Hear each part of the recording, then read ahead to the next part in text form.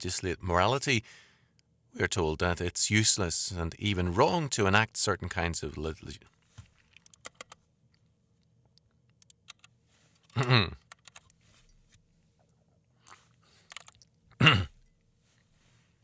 We are told that it is useless and even wrong to enact certain kinds of legislation because they involve trying to make people moral by law, and this, it is insisted, is an impossibility.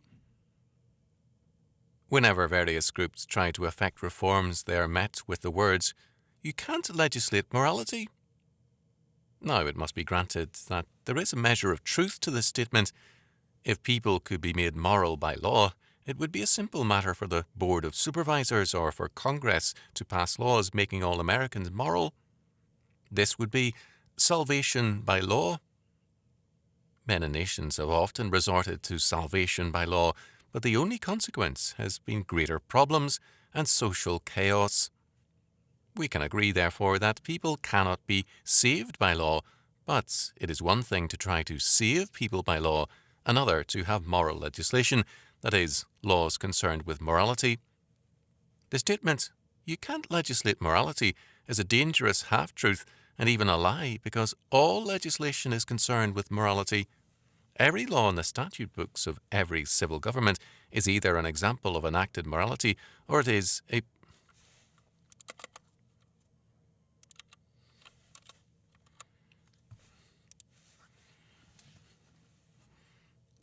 procedural thereto. Our laws are all moral laws, representing a system of morality. Laws against manslaughter and murder are moral laws. They echo the commandment, "Thou shalt not kill." Laws against theft are commandments against stealing. Slander and libel laws, perjury laws, enact the moral requirements, "Thou shalt not bear false witness." Traffic laws are moral laws also. Their purpose is to protect life and property. Again, they reflect the Ten Commandments. Laws concerning police and court procedures have a moral purpose also, to further justice and to protect law and order.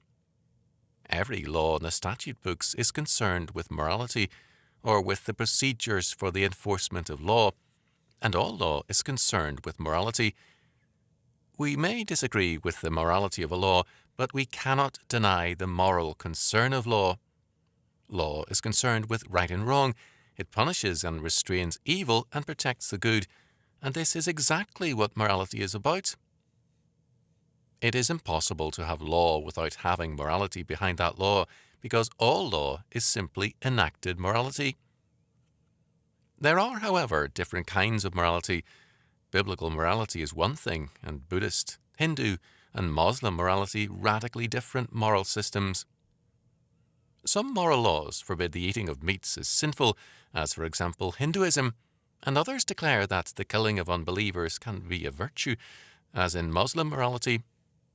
For Plato's morality, some acts of perversion were noble forms of love, whereas for the Bible, the same acts are deserving of capital punishment. The point is this: all law is enacted morality and presupposes a moral system, a moral law, and all morality presupposes a religion as its foundation.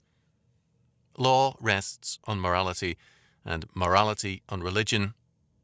Whenever and wherever you weaken the religious foundations of a country or people, you then weaken the morality also, and you take away the foundations of its law. The result is the progressive collapse of law and order and the breakdown of society. This is what we're experiencing today. It's a little bit too Shatner-esque to be looked over.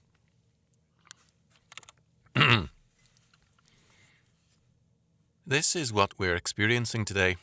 Law and order are deteriorating because the religious foundations, the biblical foundations, are being denied by the courts and by the people.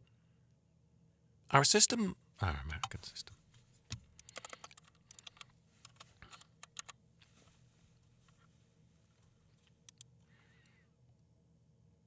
Our American system of laws has rested on a biblical foundation of law, on biblical morality, and we are now denying that biblical I like it. And we are now denying that biblical foundation for a humanistic one. From colonial days to the present, American law has represented biblical faith and morality because it has been biblical. What is talking about? From colonial days to the present, American law has represented biblical faith and morality because it has been biblical. Our laws have not tried to save men by law, but they have been. But they have.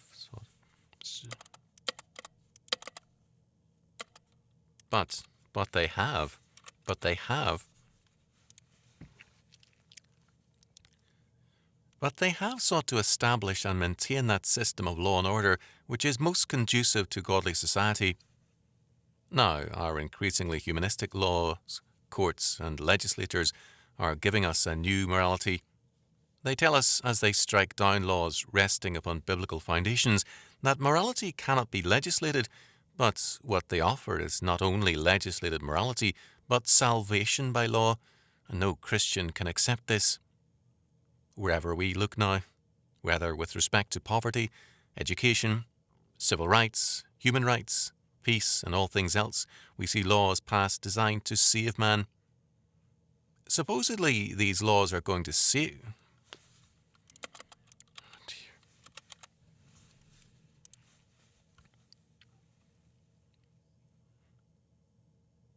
Supposedly, these laws are going to give us a society free of prejudice, ignorance, disease, poverty, crime, war, and all other things considered to be evil. These legislative programs add up to one thing: salvation by law. This brings us to the crucial difference between biblical law and humanistic law.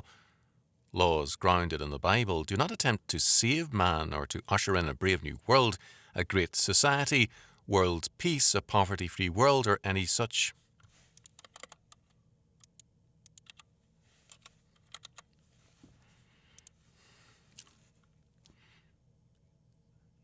World's peace, a poverty-free world, or any other such ideal. The purpose of biblical law, and all laws grounded on a biblical faith, is to punish and restrain evil and to protect life and property, to provide justice for all people. It is not the purpose of the state and its law to change or reform men. This is a spiritual matter and a task for religion. Man can be changed only by the grace of God through the ministry of His Word. Man cannot be changed by statist legislation. He cannot be legislated into a new character. The evil will or heart of a man can be restrained by law, in that a man can be afraid of the consequences of disobedience. We all slow down a bit on the freeway when we see a patrol car, and we are always mindful of speed regulations. The fact of law and the strict enforcement of law are restraints upon man's sinful inclinations. But while a man can be restrained by strict law and order, he cannot be changed by law. He cannot be saved by law. Man can only be saved by the grace of God through Jesus Christ. Now, humanistic law has a different purpose. Humanistic law aims at saving man and remaking society. For humanism, salvation is an act of state. It is civil government which regenerates man and society and brings man into a paradise on earth.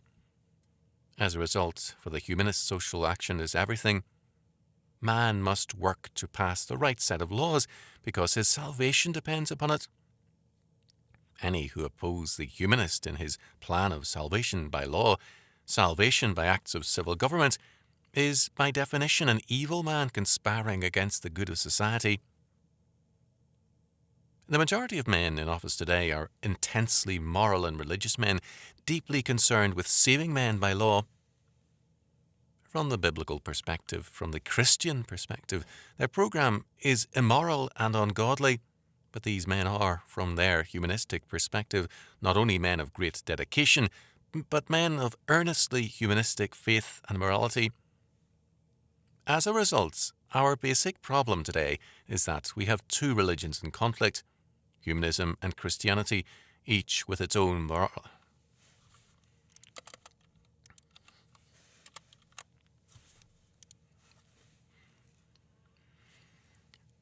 each with its own morality and the laws of that morality. When the humanist tells us, therefore, that you can't legislate morality, what he actually means is that we must not legislate biblical morality because he means to have humanistic morality legislated. What on earth? Why are we not recording? What?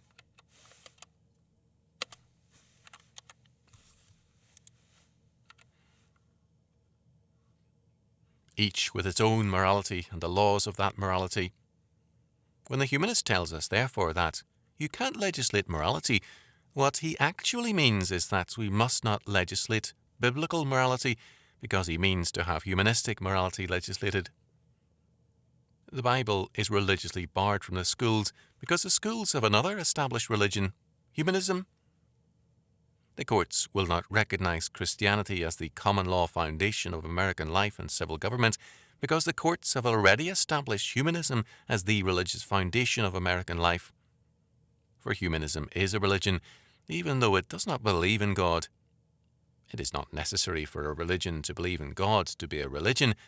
As a matter of fact, most of the world's religions are essentially humanistic and anti-theistic. The new America taking shape around us is a very religious America, but its religion is humanism, not Christianity. It is a very morally minded America, but its ethics is the new morality for which Christianity is simply the old sin. This new, revolutionary, humanistic America is also very missionary-minded. Humanism believes in salvation by works of law, and as a result, we are trying, as a nation, to save the world by law. By vast appropriations of money and dedicated labour, we are trying to save all nations and races, all men from all problems in the hopes of creating a paradise on earth. We are trying to bring peace on earth and goodwill among men by acts of state and works of law, not by Jesus Christ. But St. Paul wrote in Galatians 2:16, quote, knowing that a man is not justified by the works of the law, but by the faith of Jesus Christ, even we have believed in Jesus Christ, that we might be justified by the faith of Christ, and not by works of the law. For by the works of the law shall no flesh be justified. Law is good, proper, and essential in its place, but law can save no man, nor can law remake man in society. The basic function of law is to restrain, Romans 13:1-4, not to regenerate, and when the function of law is changed from the restraint of evil to the regeneration and reformation of man and society, then law itself begins to break down, because an impossible burden is being placed upon it. Today, because too much is expected from law, we get less and less results from law, because law is put to improper uses. Only as we return to a biblical foundation for law shall we again have a return to justice and order under law. Except the Lord build a house, they labour in vain that build it. Psalm 127:1. Study questions. No. No study questions for you, Jimmy boy. Jiminy boy. Flippity flap. Okay, let's original. Let's go for chapter 2. Let's go. 2. The sanctity of life. One of the more prominent thinkers of this century and a famous humanist was Dr. Albert Schweitzer. By his own statement, Schweitzer was religiously not a Christian, but a humanitarian. His basic religious principle was not Jesus Christ, but reverence for life. For Schweitzer, reverence for life meant that all life is equally sacred and holy, and equally to be reverenced. I'm just going to swizzle this about a bit. Swizzity swizz, and I'm going to take a wee drink of water. Water. Lovely. Hope you're doing well. Hope you like the shirt. I think it's pretty rocking. I could be a cholo. Man. The life of man and the life of a worm or a mosquito The life of a saint and the life of the most depraved criminal are equally sacred and equally to be revered.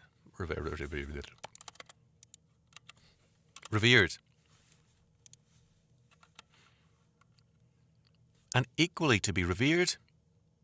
Any killing, even of plants and animals, for food. Schweitzer, the grandfather of veganism, maybe.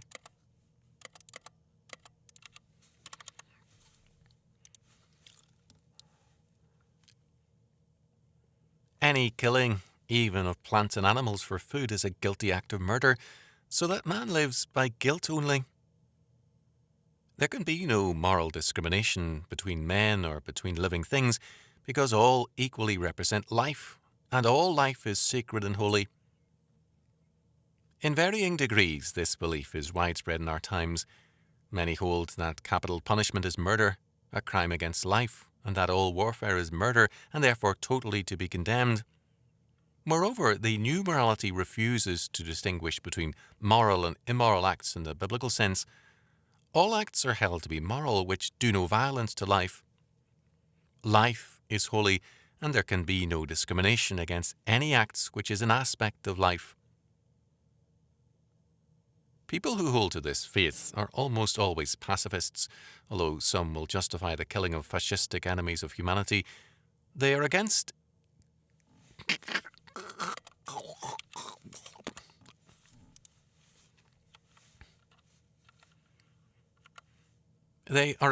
capital punishment, and they are against Christian morality because they claim it is restrictive of or hostile to life and the will to live. To cope with this very prevalent faith, it is necessary to know the biblical perspective thoroughly. The plain statement of the Ten Commandments is, "Thou shalt not kill." The meaning of this commandment is that God, as Creator, is Lord over life and death. Quote, "See now that I, even I, am He, and there is no God with me. I kill, and I make alive. I wound, and I heal. Neither is there any that can deliver out of my hand." Deuteronomy 32:20. Shut up. That's what I say.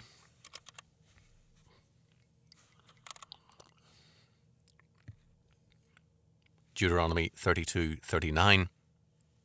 Life is a gift of God. It must therefore be lived on His terms and according to His law.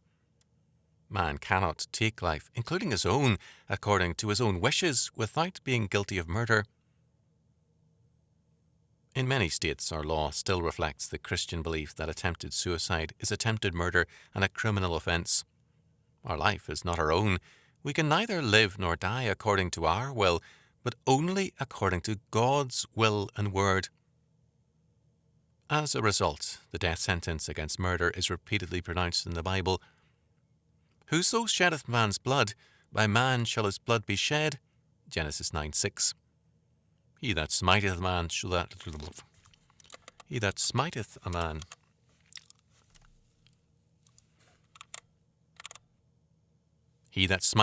so that he die shall be surely put to death. Exodus 21:12. The murderer shall surely be put to death. Numbers 35:16-18. Murder, thus, is one of the crimes that calls for capital punishment. But some have argued, how can the Bible logically ask us to impose death as a penalty when it also forbids us to kill? The answer is a simple one. The right to kill does not belong to man, it belongs to God as the author of life. Life can be taken, capital punishment imposed, only according to the law of God and under commission from Him. Repeatedly, the Bible tells us, for example, in Romans 13:1-6, that officers of state, civil government officials, are ministers of God. Just as the Church represents a ministry of the Word and of the sacraments and of church discipline, so the state or civil government represents a ministry, the ministry of justice, the administration of law and order under God. Moreover, just as the officers or ministers of the Church must believe in and be faithful to God, or else incur His wrath and judgment, so also must the officers or ministers of the state believe in and be faithful to God, or else incur His wrath and judgment. Because the officers of state exercise God's power, that is, the ministry of justice, with the power and right to take life, they're spoken of by God as Elohim in Psalm 82, that is, as gods. They are like gods in that they share in God's authority over human life. To them is delegated the duty of killing men when men violate God's laws. When they discharge this duty according to God's word, their judgment is regarded as judgments of God. According to Deuteronomy 1:17 in its instructions to civil officers and judges, quote, "Ye shall not respect persons in judgment, but ye shall hear the small as well as the great.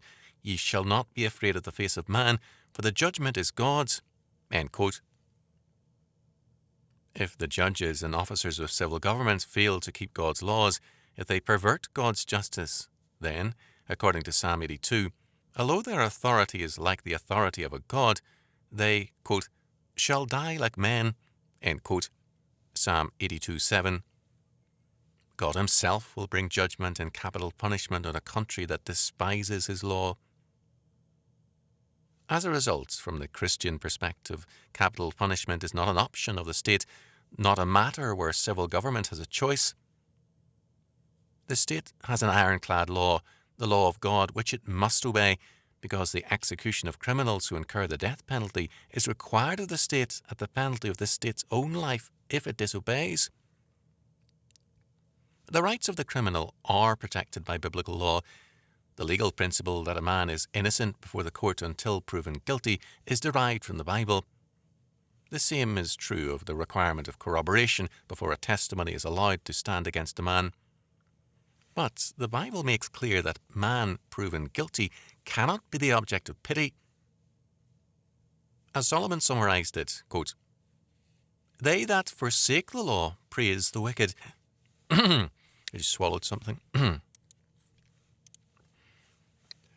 "They that forsake the law praise the wicked, but such as keep the law contend with them." Proverbs 28:4. Those who are full of pity for the guilty criminal are themselves men who have forsaken the law. Their pity for the criminal is itself a sign of depravity. A few years ago, the father of a 6-year-old girl who was brutally slain by a sex pervert said, "I can't blame the man as much as the society which produced him." The criminal was clearly a degenerate man, but we must insist that this father himself was fearfully degenerate. This father was denying the doctrine of personal moral responsibility. He was turning the whole moral world upside down by calling the criminal the victim. He was despising God's law in favor of various sociological excuses for criminality. Solomon expressed clearly the consequences of such moral delinquency. Quote, "He that turneth away his ear from hearing the law, even his prayer shall be an abomination." Proverbs 28:9. The power to kill, thus, is God's power. It must be exercised according to God's law, and it is not man's power, but God's power. This godly use of the power to kill is, according to the Bible, also involved in just warfare. But this is only one side of the matter. The power to kill is under God's law, and life and living are also under God's law. Nowadays, it is popular to think of laws as a restraint on life, and this is an attitude widely encouraged by existentialist humanism. The free life is the life beyond law, beyond good and evil. We are told it is emancipation from law and morality. Our historic American position, however, has been the Christian faith that true liberty is under law, God's law.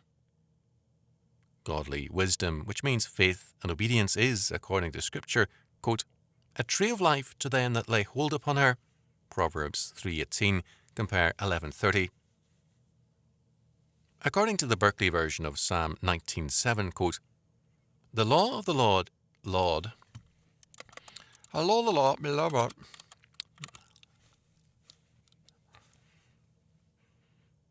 The law of the Lord is perfect, restoring the soul." Instead of being a form of bondage, God's law is for us the condition of life. Let us analyze the meaning of this. God's law as the condition of life. The condition of a fish's life, its environment, is water. Take a fish out of water and it dies. The condition of a tree's life, its health and its environment, is the soil. Uproot a tree and you kill it. It is no act of liberation to take a fish out of water or a tree out of the ground. Similarly, the condition of a man's life, the ground of man's moral, spiritual and physical health, is the law of God. To take men and societies out of the world of God's law is to sentence them to a decline, fall, and death. Instead of liberation, it is execution. Man's liberty is under God's law, and God's law is the life-giving air of man and society, the basic condition of their existence.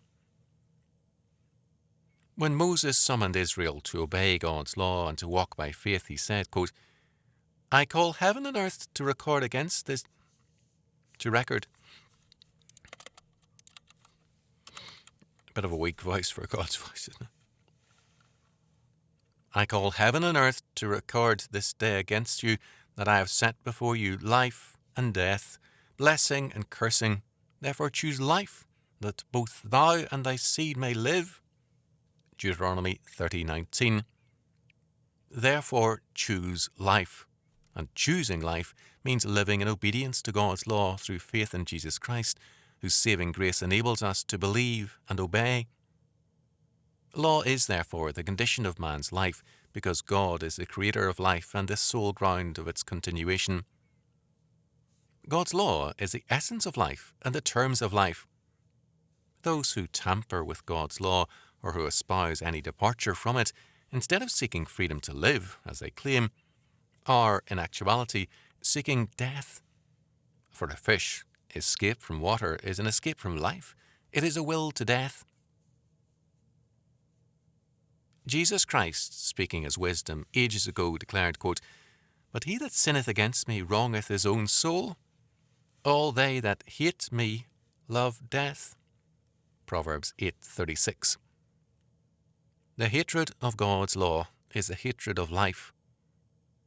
It is the love of death. True government is government according to God's word in terms of his law as a ministry of justice. Those who despise government are, according to Moses, Numbers 15:29-31, and St. Peter, 2 Peter 2:10, guilty of the sin of presumption.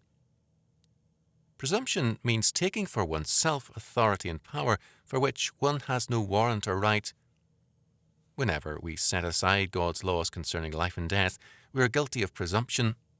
Presumption is the mark of an unbeliever. Presumption means that we have set ourselves in the place of God and have demanded that life and death be on our terms only.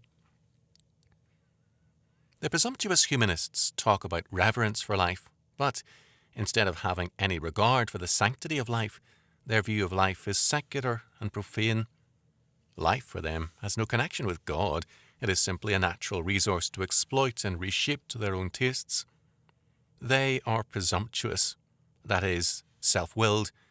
Their universe is essentially their own ego and their own intellectual pride, their confidence that they represent the elite ruling class of the ages. Their presumption makes them not only contemptuous of God, but of other men. We live in a day when the love of all men is insistently proclaimed in theory, and massive hatred of all men is practiced in fact. We hear much about equality from men who tell us they are our superiors and therefore know what is best for us. We hear calls for unity from men whose every action divides us. Presumptuous men, because they are self-willed, can bring only anarchy.